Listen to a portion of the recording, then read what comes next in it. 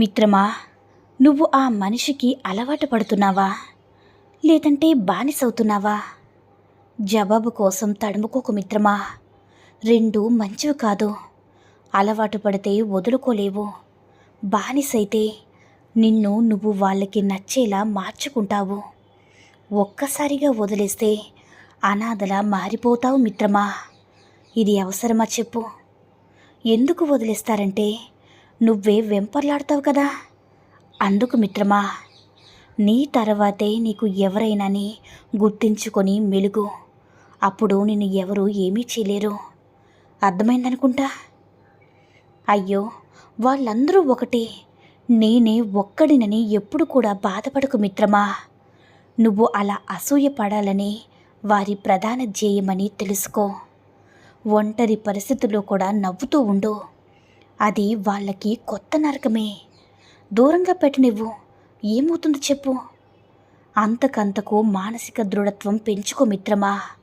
నువ్వు ప్రేమగా ఉన్నా నిన్ను దూరం పెడుతున్నారంటే నీ మీద ద్వేషంతో ఒక్కటైన వారంతా ఎవరికి వారే యమునా తీరే అవ్వరంటావా చెప్పు. ఇంకా ఇంకా మోసపోనందుకు గర్వపడు, స్థిమితిపడు. కాదంటావా మిత్రమా? యుగాలు మారినా, తరాలు మారినా మనసును వేధించే ప్రశ్న నటించడమా, ప్రేమించడమా? నటిస్తుంటే మనసు చంపుకోవలసి వస్తుంది. ప్రేమిస్తుంటే నమ్మేవాళ్ళు లేరు. దీనికి జవాబు నేను చెప్పలేను. కానీ వాళ్ళది నాటకమని తెలిసిన నోరు మెదపుకు మిత్రమా. ఎందుకంటే ఆ నాటకాలకే పొంగిపోయే మనుషులని మర్చిపోకు. నాటకాలు ఆడలేకపోతే జనాల్లో ఎక్కువగా ఉండక మిత్రమా. నువ్వేంటో నీ ప్రపంచమేంటో అన్నట్లు ఉండిపో. నేను చెప్పేది అర్థమైందనుకుంటా. నా కర్మకు దొరికాడని భార్య, నా దురదృష్టం కొద్దీ చేసుకున్నానని భర్త అనుకుంటారు.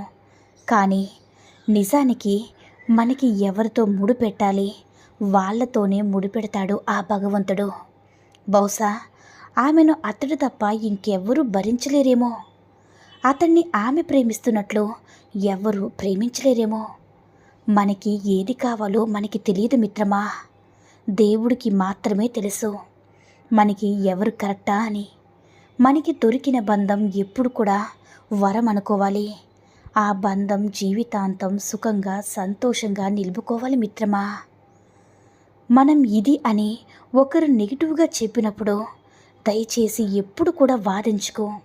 ఎందుకంటే నువ్వు ఎన్ని చెప్పినా, తలక్రిందులుగా తపస్సు చేసినా నీ మీద అభిప్రాయం వారు మార్చుకోరు. కాబట్టి మౌనంగా నవ్వుతూ అక్కడి నుంచి కదిలిపో మిత్రమా.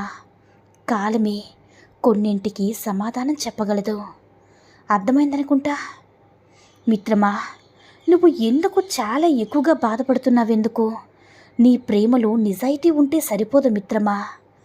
ఏదో ఒకటి ఆశిస్తూ నటనతో కూడిన దొంగ ప్రేమని అందరూ నమ్ముతారు. వాళ్ళది నటనని తెలిసినా వాళ్ళ ప్రేమ మాయలోనే పడిపోతారు. ఒక్కసారి నీ నుంచి వచ్చి డబ్బు ఇవ్వడం మానేసి చూడు, తెలుస్తుంది వాళ్ళది ఎంతటి ప్రేమ అని. మనిషికో రకంగా చూపించే ప్రేమ ఎప్పుడు నటనే అవుతుంది మిత్రమా. ఆ నటన చూసి నీ ప్రేమని ఎప్పుడు కూడా కంపేర్ చేసుకోవద్దు. అవునా మిత్రమా? సొసైటీ గురించి భయంతో నీ నిర్ణయాన్ని ఎప్పుడు కూడా మార్చుకోవద్దు. ఎందుకంటే అదే సొసైటీ నువ్వు గెలిస్తే చప్పట్లు కొడుతుందని అస్సలు మర్చిపోకు మిత్రమా. ఏ పనైనా మొదలు పెట్టాలి, సాధించాలి అనుకున్నప్పుడు ముందుగా అనుకోవలసిన మాటలు ఏంటో చెప్పనా? 1, నా అనుకున్న వాళ్ళే నన్ను ప్రోత్సహించరు. 2, నా అనుకున్న వాళ్ళే నన్ను తక్కువ అంచనా వేస్తారు. 3, నా అనుకున్న 10 మందిని నేనే ఎప్పుడు ఓడిపోతానో అని ఎదురు చూస్తూ ఉంటారు. 4, నా సొంత వారే నన్ను ఎదగనివ్వరు. 5, ఇంటి గెలిచాకే బయట గెలవాలి అనుకోకూడదు. 6, గెలిచాక మాత్రమే చప్పట్లు కొడతారు. ఈ మాటలు మనసులో అనుకుంటూ ప్రయత్నించు మిత్రమా. ఏ ఆటంకం కూడా నీ జోలికి రాదు. ఓటమి నీ గురువు అవుతుంది. విజయం నీ వాకిట్లో ఉంటుంది మిత్రమా. అర్థమైందా? నువ్వు ఎంత కష్టపడి చేసినా సరే గుర్తించట్లేదని అస్సలు బాధపడుకునేస్తమా. తరచుగా హౌస్ వైఫ్ ఎదుర్కొనే స్థితి ఇదే. ఎంత బాగా వంట చేసినా ఏదో ఒక వంక, ఎంత మారినా వేరే వారితో ఏదో ఒక పొంతన. నువ్వు మెచ్చుకోవడం కోసం తపిస్తున్నట్లు అస్సలు ఎప్పుడు కూడా కనపడనీయకు నేస్తమా. మనిషి నైజం అది కావాలనుకునే కొద్దిగా దూరం పెడతారు. బాధ్యతగా చేసుకుంటూ పో, అంతే. వాళ్ళే నిన్ను ఎప్పుడు పొగుడుదామా అని ఎదురు చూస్తూ ఉంటారు నేస్తమా.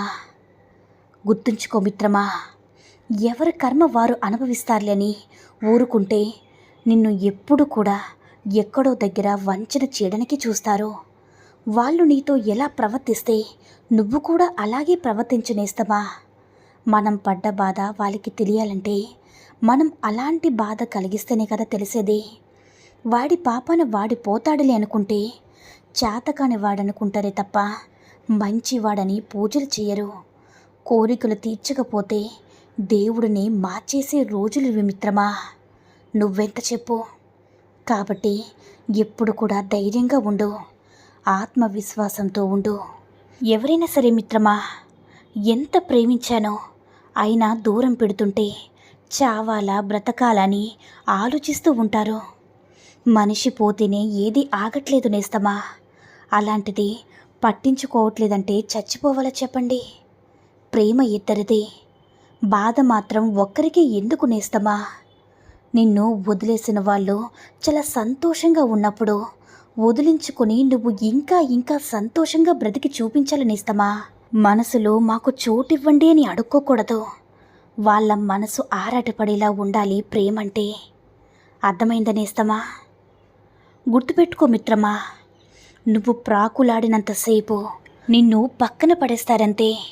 ఒక్కసారి వదిలేసి చూడు, నువ్వు కావాలి అన్నవాళ్ళు నీ దగ్గరికి వస్తారు, వద్దు అనుకున్న వాళ్ళు వెళ్ళిపోతారు నేస్తమా.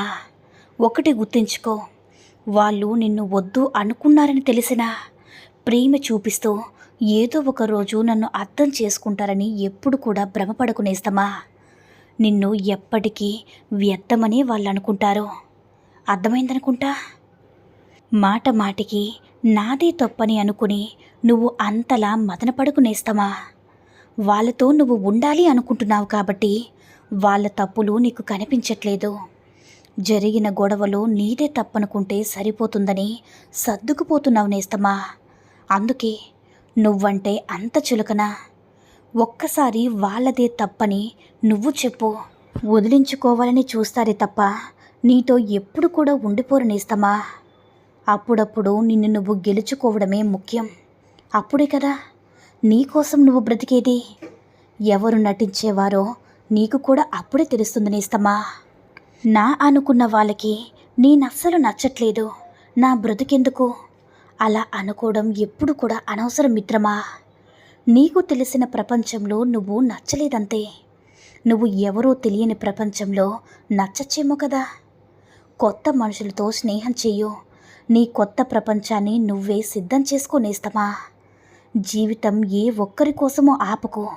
ఎవరి కోసమో నువ్వు వాళ్ళ గుప్పెట్లో రిమోట్ కంట్రోల్ లాగా మారుకునేస్తమా.